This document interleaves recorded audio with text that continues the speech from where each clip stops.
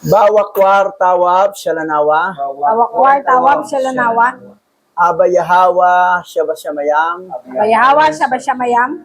Salaka lanawa. Salaka lanawa. Ail kataa yanawa. Al kataa yanawa.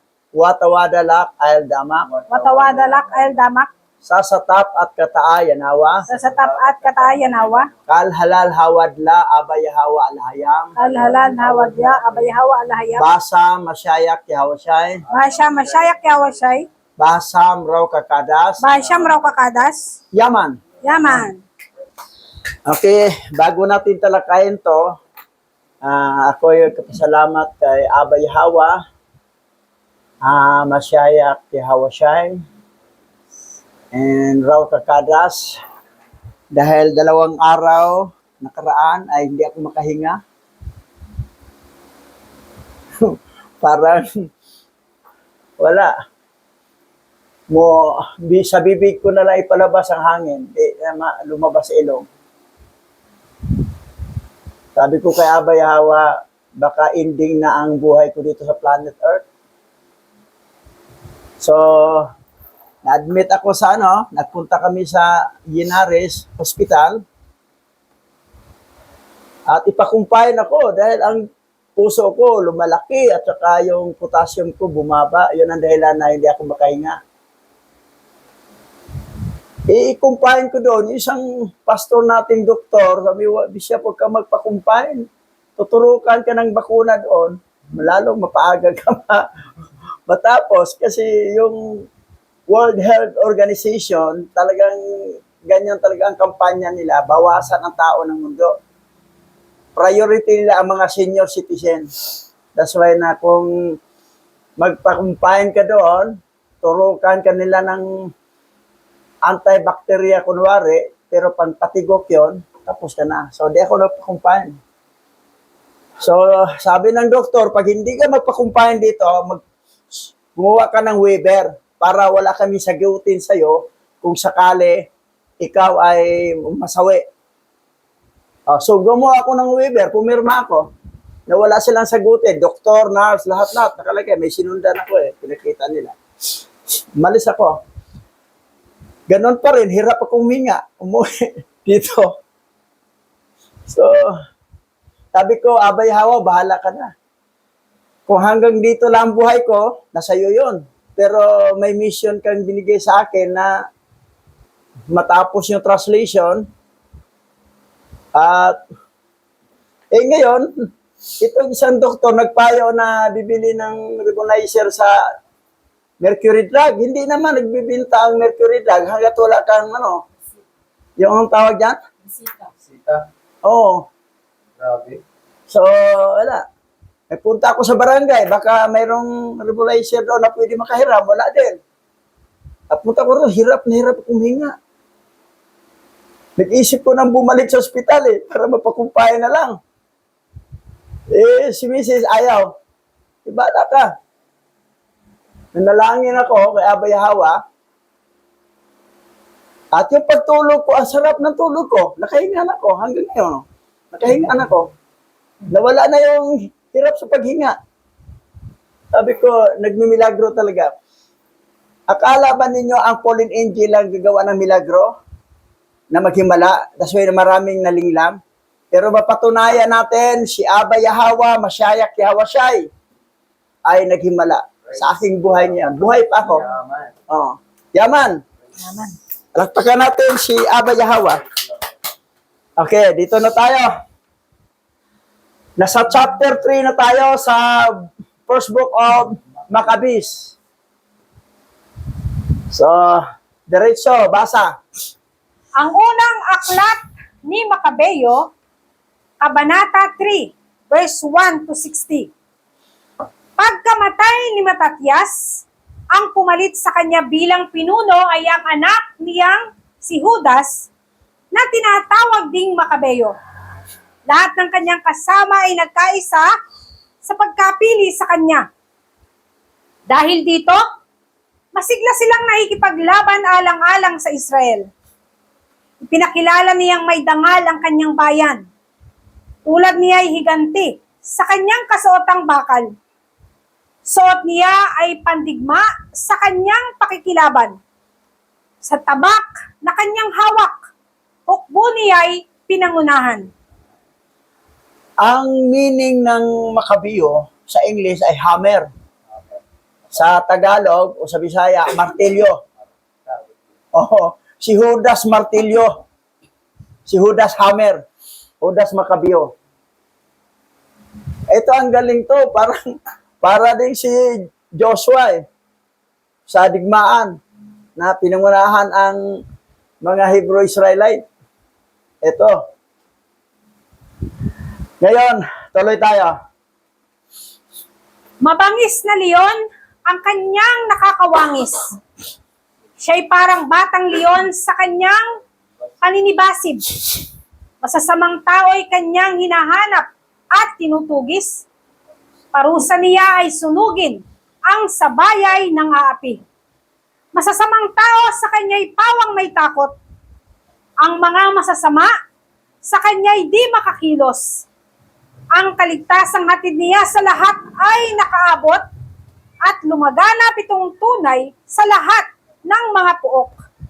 Biro mo, lahat ng masama, lahat ng mga gumawa ng kasamaan, takot sa kanya kay Makabiyo. Sinusunog niya eh. Kasi mamartilyohin Sinusunog niya oh. Oo. So, ganon katindi si Judas Makabiyo. Okay, tuloy tayo. Mga hari nagngingit-ngit dahil sa kanyang paglaban. Ngunit sambahayan ni Jacob sa tagumpay niya ay nasiyahan. Alaala niyang dakila'y pinupuri kailanman. Lagi siyang ikinararangal at hindi malilimutan. Sa mga lungsod ng Huda, kalabay kanyang pinuksa. Israel ay hinango niya at sa dusay pinalaya. Sa lahat ng lugar, ang pangalan niya'y dakila. Ang mga pinagbabantaang patayin ay kanyang kinakalinga. Sa ganitong kalagayan, bumuo si Apolonio ng isang malakas na hukbo. Tinipon niya ang mga hintil at mula sa Samaria, lumabas sila upang salakayin ang Israel. Okay, ito si Apolonio, hintil yan, Greek. Ay talagang gustong labanan nila si Judas Makabiyo, yung mga Israelita. Ngayon, tingnan natin kung magtagumpay ba. Bumuo siya ng malaking hukbo. Tuloy. Nang malaman ito ni Judas Macabeyo, nilusob niya at pinatay si Apolonio. Nagapini ang hukbo nito. Marami ang napatay sa kanyang mga kaaway at ang mga walang sugat ay tumakas. Marami silang nasamsam sa kaaway. Pati ng espada ni Apolonio ay nakuha rin. At mula noon, ito na ang ginamit ni Judas Macabeyo sa pakikipagdigma hanggang sa araw ng kanyang kamatayan. Nabalitaan ni Siron, isa ring puno ng hukbo ng Syria, na si Judas Macabeyo. Marami ng tapat na kawal. Okay, wala pa lang binatbat ito si Apolonio. Akala niya magaling siya, kaya niya tapatan si Judas Macabeyo, ang pangkat ng mga Hebrew Israelite. Yan pala, talo sila. Okay, tuloy tayo. Kaya't sinabi niya, pasisikatin ko ang aking pangalan at ang kaharian. Lulupigin ko si Judas Macabeyo, ang mga tauhan nitong sumusuway sa hari. Isang malakas na pangkat ng mga pagano ang sumanib upang tulungan siyang gumanti sa mga Israelita. Nang sila'y umaahon na sa Beth-horon, lumabas si Judas Macabeyo kasama ang ilang tauhan. Nang makita ng mga tauhan ni Judas Macabeyo, napakalaki ng hukbong kanilang haharapin. Sinabi nila, anong magagawa natin sa dami ng ating kalaban? Iilan na tayo'y mahina pa ang ating katawan sapagkat hindi pa tayo kumakain sa araw na ito. Biro mo ang kalaban nila napakarami. Gutom pa sila. Tapos silang Judas Macabeyo, ang mga grupo ng mga Hebrew Israelite, wala pang kain. Mahina pang katawan. Mga gutom pa eh. Eh ngayon, anong sabi ni Judas Macabeo? Tuloy. Huwag kayong mag-alala. Tugon ni Judas Macabeo. Madaling talunin ng ilan ang marami. Ang pagliligtas ni Yahweh ay hindi nababatay sa dami. Ang tagumpay sa labanan ay hindi nasasalig sa laki ng hukbo, kundi sa lakas na nanggagaling sa langit. Iba ang layunin nila ng paglaban. Ang taglay nila'y dahas at pagmamataas sa hangad na lipulin ng ating mga asawa at anak. Kita mo ha? Malaki ang tiwala ni Macabeo sa kay Abay Hawa. Sabi niya, yung konti lang, kayang talunin ang marami sa lakas ng kapangyarihan na mula sa langit. Doon sila sumasandal sa kapangyarihan ni Abay Hawa. Hindi sa kanilang sarili.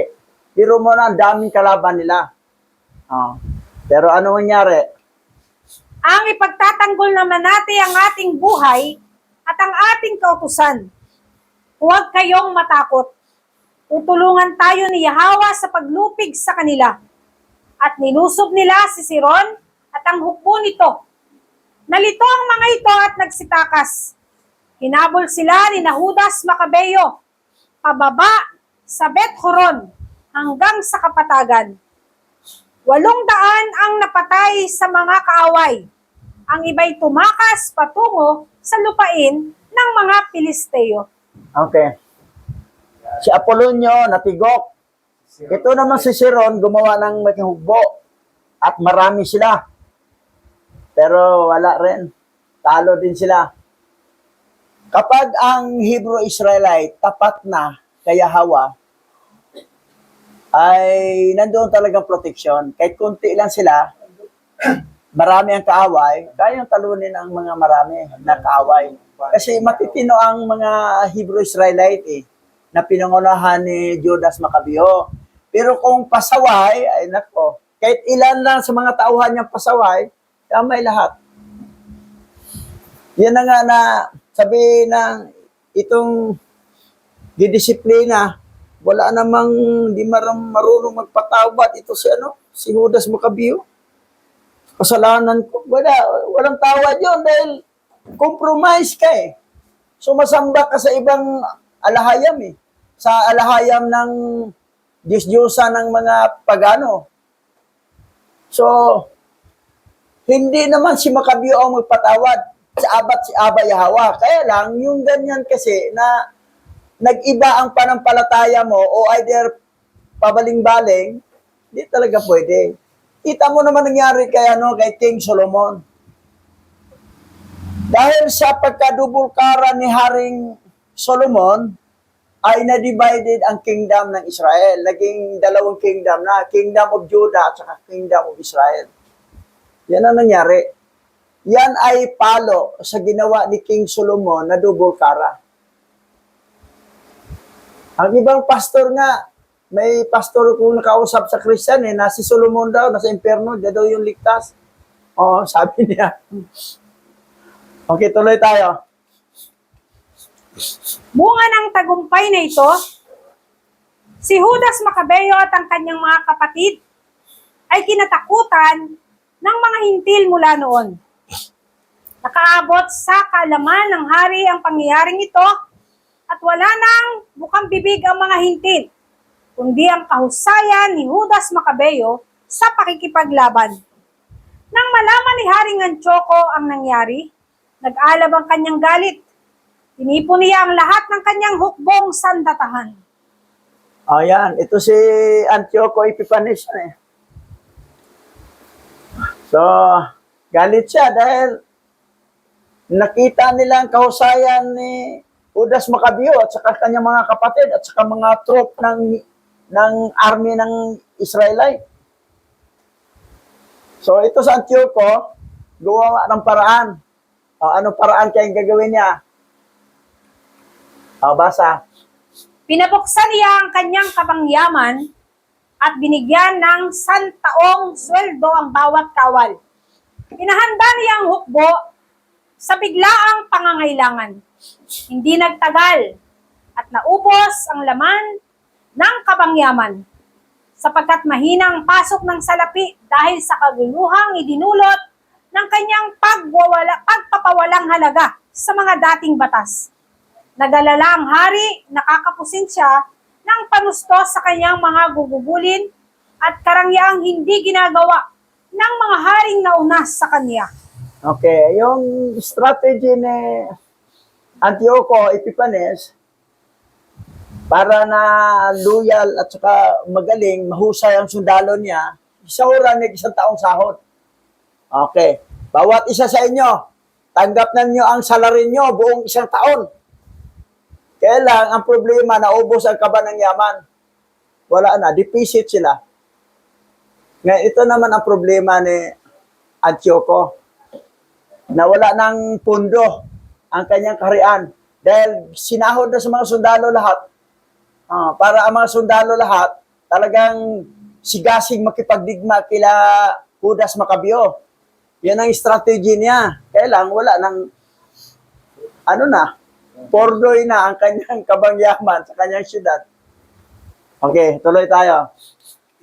Labis niya itong ikinabahala. Kaya nagpasya siyang pumunta sa Persia upang maningil ng buwis sa paniwalang doon siya makakakuha ng halagang kailangan niya. Bago siya umalis, tinawag niya si Lysias, isang taong kilala at nagmula sa maharlikang angkan. Ginawa niya itong gobernador upang mamahala sa lupain mula sa ilog Euphrates hanggang sa hangganan ng Ehipto. Kay Lysias din niya ipinagkatiwala ang anak niyang si Antioco II. Yan. So, habang nangalap si Antioco ng pundo at naningil siya ng buhay sa iba-ibang bansa nga nasakop nila, pagkatiwala niya kay Lysias, pati yung sa anak niyang dasikan, Antioco dasikan. So, yan. Ginawa niya gobernador si Ah. Lysias. Gobernador, pagkatiwala niya. Kasi yan ang mamuno sa digmaan eh. Okay, tuloy. Matapos pagbilinan, iniwan ng hari ang mga ilipante at ang kalahati ng hukbo upang magamit ni Lysias sa kanyang pangangailangan. Tungkol naman sa mga taga-Judea at Jerusalem, ang utos ng hari ay salakayin ito upang wasakin ng lubusan. Pagkatapos ay patirahan at ipamahagi sa mga dayuhan ang kanilang lupain sa pamamagitan ng palabunutan. Noong taong 147 BC, umalis ang hari sa Antioquia, ang punong lungsod, dala ang kalahati ng hukbo. Tumawid sila sa ilog Euphrates at nagpunta sa mga lalawigan sa Hilaga. Antioquia. Ay, Ito yung, Antioquia. Antioquia. Ito yung lugar na pinuntahan nila ni Pablo eh. Oh, Oo. marami. Na doon Antioquia. na pangalan ng Messianic. Ang mga believer doon, tinawag silang Messianic. Antioch. Yes. Antioch. Antioquia. Ito yung lugar na yan.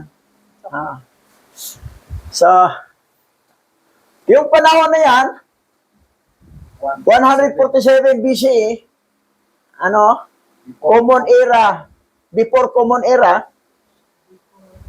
ay nangalap na ng pundo si Antioco. Ngayon, ito naman si Lysias, yan ang mamumuno sa kasundaluhan na nagigirahin sila si Judas Macabeo dahil siya ang gobernador na tinalaga ni Antioco Epiphanes. Okay, tuloy tayo. Samantala, si Lysias ay pumili ng kanyang makakatulong.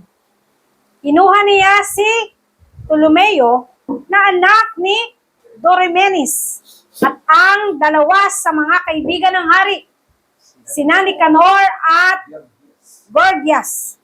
Sila ang pinamahala sa 40,000 sundalo, 40,000 sundalo at 7,000 mga hukbo na nakakabayo upang lusubin at wasakin ang Huda bilang pagsunod sa utos ng hari. Nang handa na ang lahat, lumakad ang hukbo pagdating sa kapatagan ay humimpil muna sa malapit sa Emmaus. Pero mo ha, 40,000 na sundalo, 7,000 naman ang hukbong magkakabayo. So ang dami nila, lulusubin, gigirahin sila si Judas Macabeo. Ito yung pamumunuan ni Iglesias na naglagay siya kay Dormenes at saka si Dormenes nagkuha rin ng si Nicanor at saka si Gorias. Romeo pa kasama. Oo. Ngayon, tingnan natin. Ang kahusayan ng hukbong ito'y nabalitaan ng mga mangangalakal doon. At hindi pa may pumunta na sila sa himpilan. May dala silang mga tanikala at malaking halaga ng pilak at ginto upang bilhin ng mga Israelita bilang mga alipin.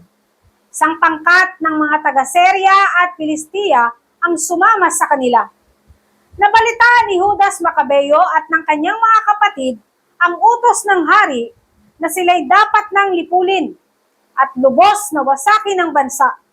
Kaya't sa harap ng malaking hukbo ng mga kaaway na nakahimpil na sa kanilang paligid, alam nilang mapanganib na ang kanilang katayuan. Yan.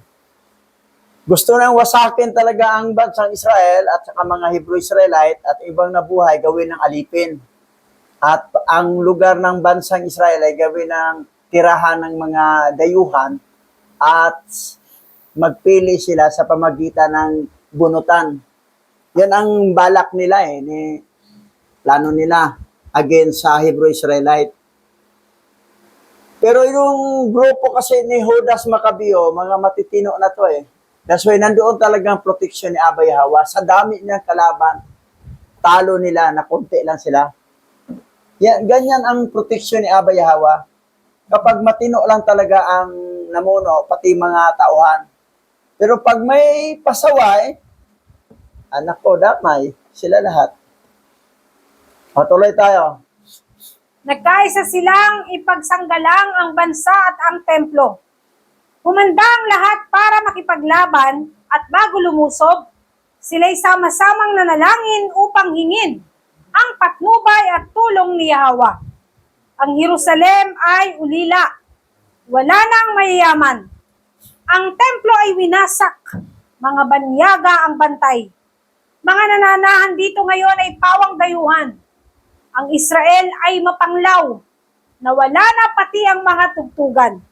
Doon sila nagtipon sa Mespa, malapit sa Jerusalem, para manalangin, sapagkat yun ay dating puok dalanginan ng Israel.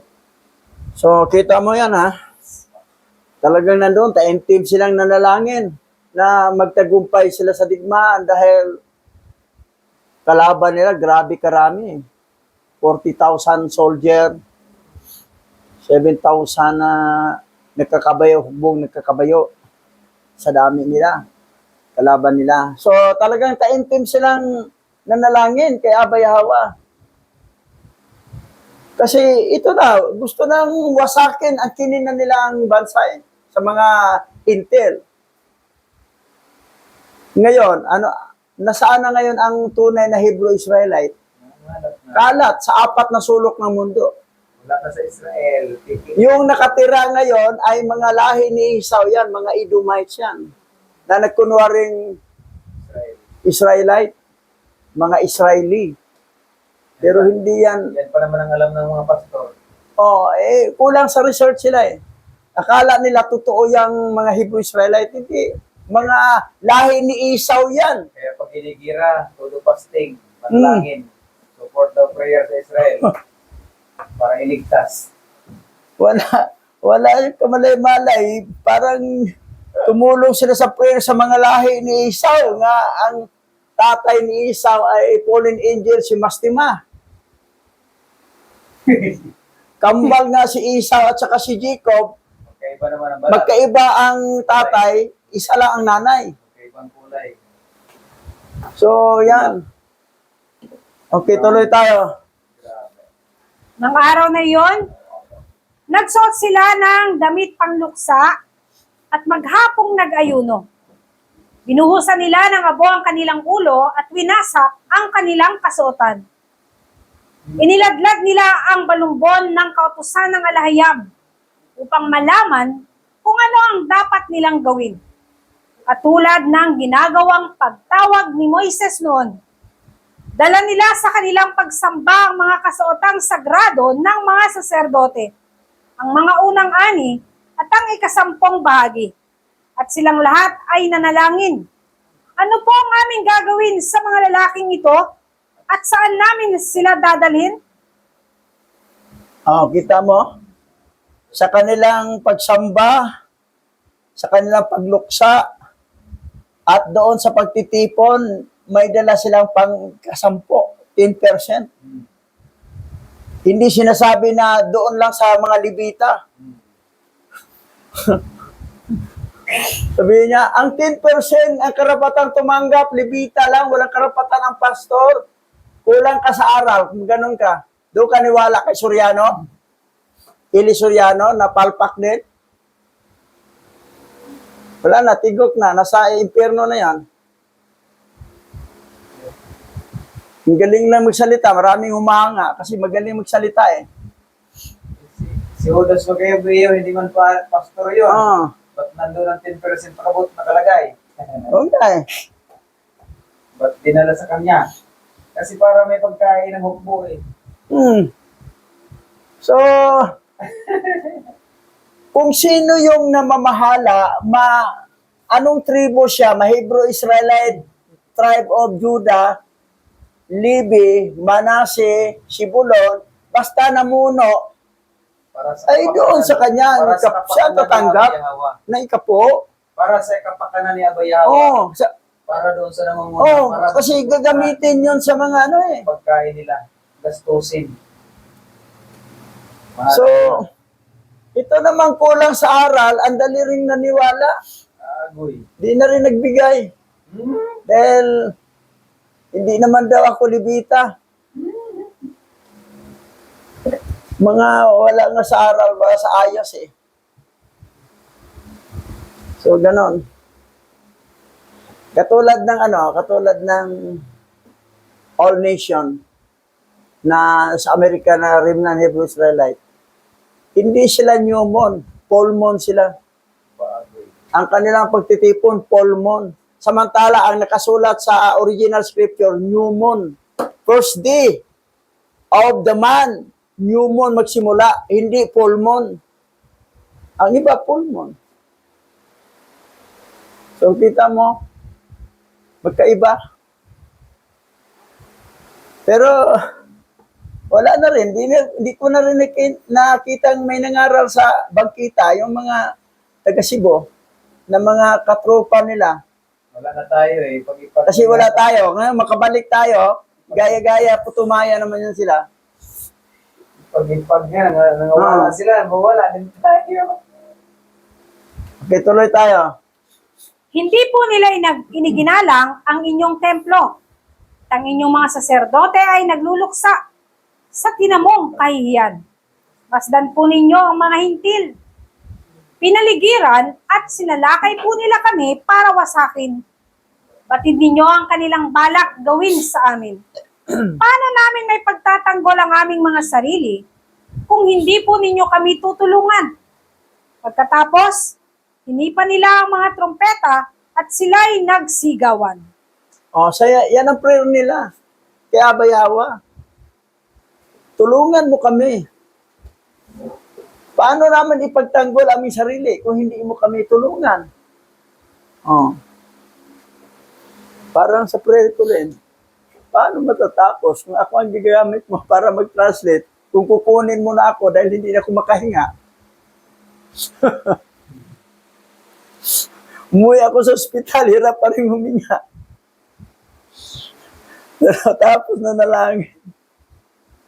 Dito, nakatulog na ako. Sabihin siguro niya, Abba Sabi ko, kanino kaya si At least, titiwala? Sa kayo. nagpakita ng milagro. Nagpakita ng himala. Si Abba Yahweh. Kaya Abba Yahweh talaga. So, yan ang nangyari. Okay, tuloy tayo. Nagtakda si Judas Macabeo ng mangunguna sa bawat pangkat na 1,000, 100, 50 at 10. Ayon sa kautusan, pinauwi niya ang mga bagong kasal, mga bago pa lamang nagtayo ng bahay o nagtanim ng ubasan, o kaya'y natatakot at hindi na pinasama sa labanan. Nang magawa ito, ang kanilang hukbo ay lumabas at humanay sa timog ng Imaos.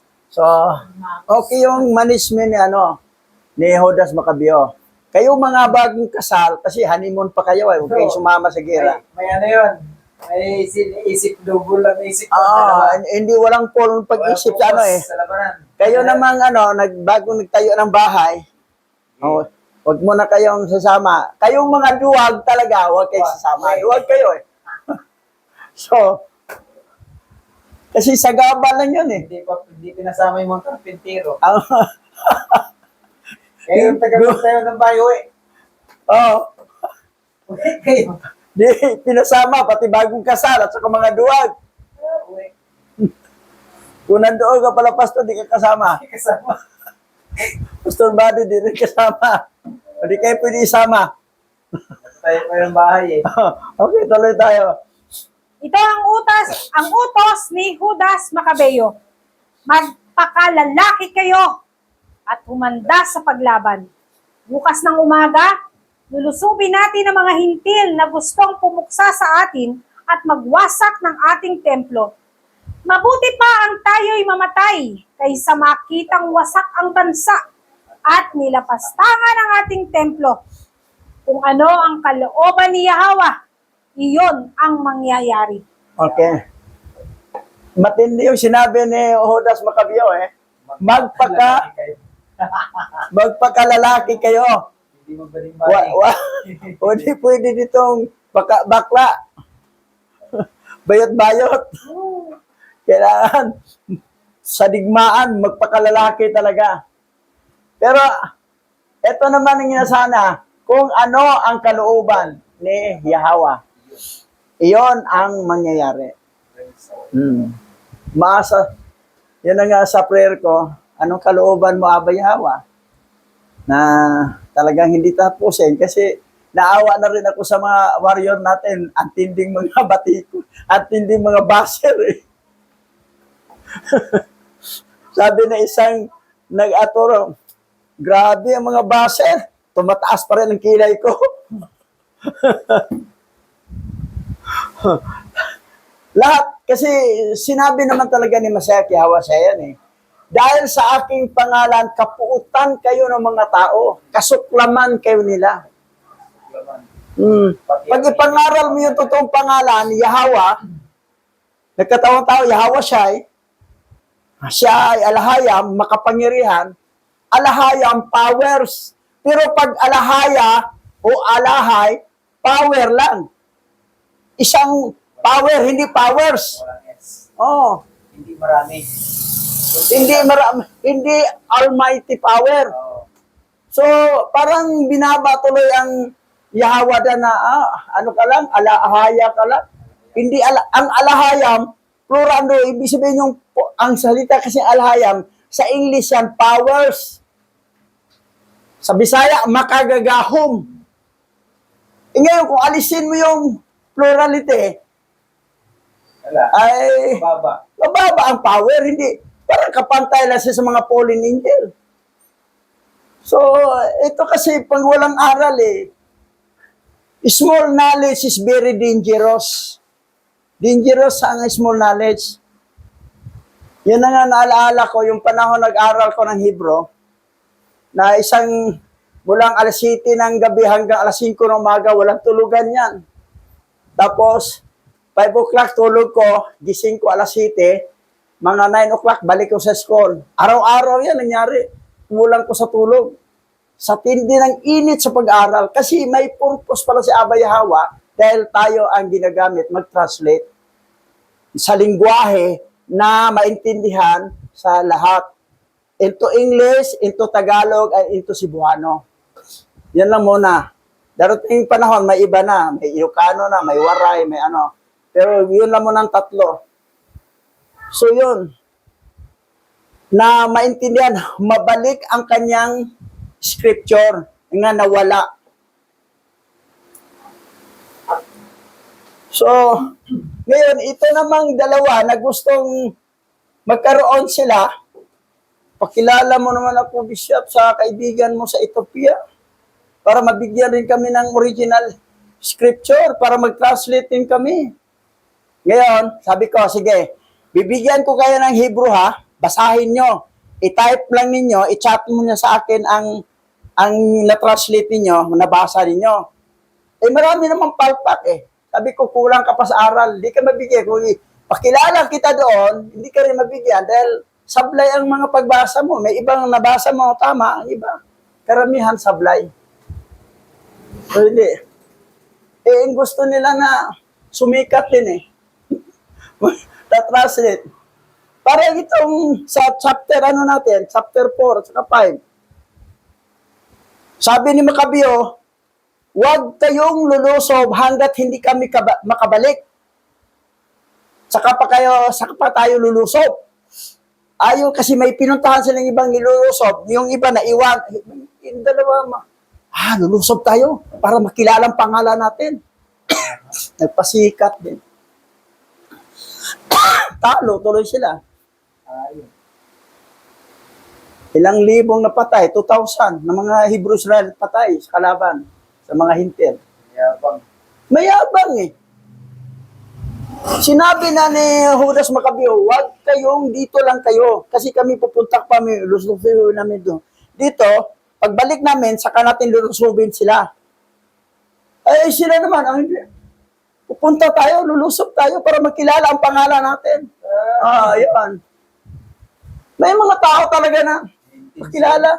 Eh, ang tanong, yung nalaman ko nagbibigay, alima din pala yun. Sa Ethiopia.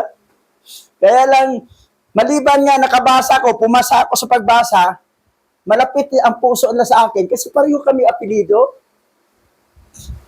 Tapos, eto sa chapter 5 dito, sa isang province ng Gilead, may isang city doon na ang pangalan ay Alima. Parang sa Cavite, Barangay Alima. May Barangay Alima sa Cavite. So, nakita ko, yung Alima, talagang malinaw talaga na ang dugo talaga, lahi talaga ni Jacob Israelite. Pero andito nakita ko sa Philippines, sa Alima dito, tribe of Manasseh.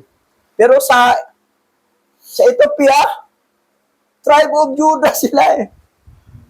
Tribe of Judah.